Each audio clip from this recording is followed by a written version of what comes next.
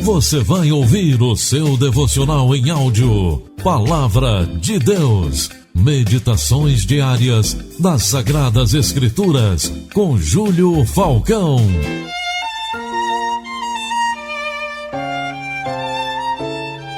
Tudo bem, querido? Retornando para juntos compartilharmos do amor de Deus através de sua palavra. Hoje na segunda carta de Pedro, capítulo 1, versículos 5 a 8, que diz assim: Por isso mesmo, vós, reunindo toda a vossa diligência, associai com a vossa fé a virtude, com a virtude o conhecimento, com o conhecimento o domínio próprio, com o domínio próprio a perseverança, com a perseverança a piedade, com a piedade a fraternidade, com a fraternidade o amor.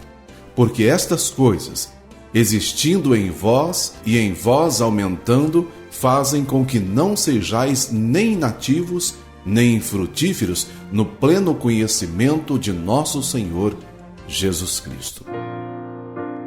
Querido, Simão Pedro era um homem totalmente rude, afoito por natureza, que também experimentou da covardia, que por medo negou Cristo e deixou que outro Simão, o Cirineu, ajudasse Jesus a carregar a cruz. Porém, os ensinamentos do mestre carpinteiro do amor estavam encravados em seu coração de tal forma que depois da ressurreição ele trocou o seu caráter duvidoso por estas características que ele apontou em sua segunda carta e que eu quero destacá-las para que possamos seguir a nossa caminhada rumo à salvação das nossas almas. A primeira característica de quem está no caminho da salvação que Pedro destacou é a diligência. Diligência é a virtude humana de seguir um objetivo de vida, conquista ou qualquer tipo de princípio por meios convencionais até chegar ao fim do objetivo. Pedro tinha um objetivo: manter viva no coração do homem a palavra de Deus para que todos fossem salvos. Segunda característica é a fé. Sem fé é impossível enxergar nossa vitória e improvável que venhamos a agradar a Deus ao ponto de sermos salvos. É preciso ter fé para vencer as tentações e, sobretudo, o tentador, que é o adversário de nossas almas.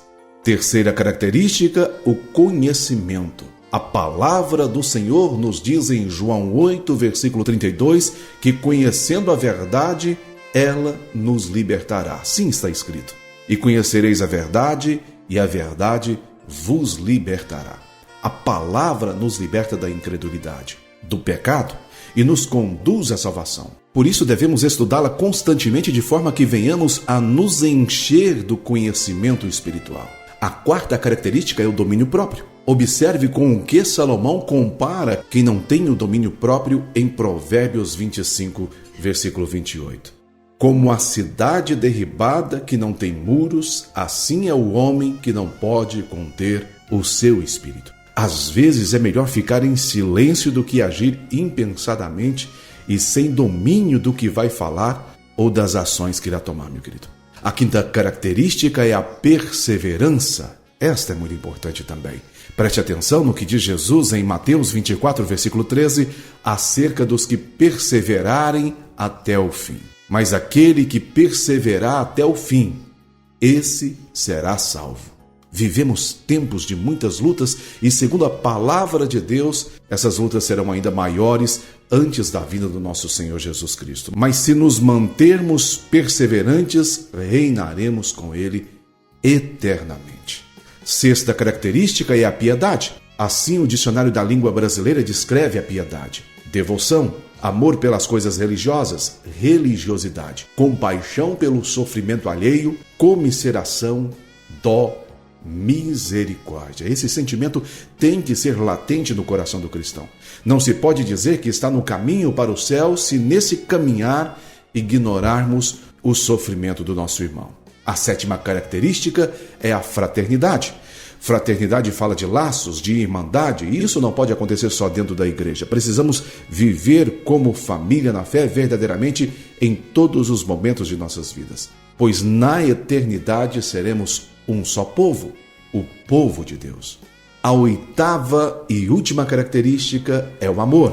Foi o amor de Cristo que mudou o caráter de Pedro. Foi ele que esculpiu um coração amoroso em Paulo ao ponto deste apóstolo dizer em 1 Coríntios capítulo 13, versículo 13, que o amor é o mais importante, e assim ele disse: agora, pois, permanece a fé, a esperança e o amor, estes três, mas o maior destes é o amor.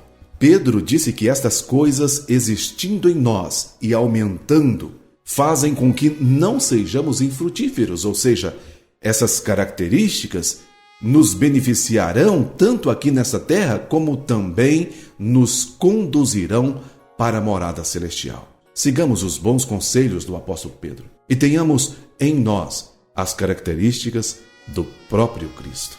Oremos juntos. Pai soberano, Deus amado, querido, fiel e bondoso, invocamos do Senhor, Pai, todas estas características. Somos humanos, somos falhos e precisamos, ó Deus querido, do Teu Espírito Santo para moldar o nosso caráter, como o caráter de Pedro e de Paulo foi mudado, Pai, transformado. Queremos que o Senhor reine sobre as nossas vidas, Pai.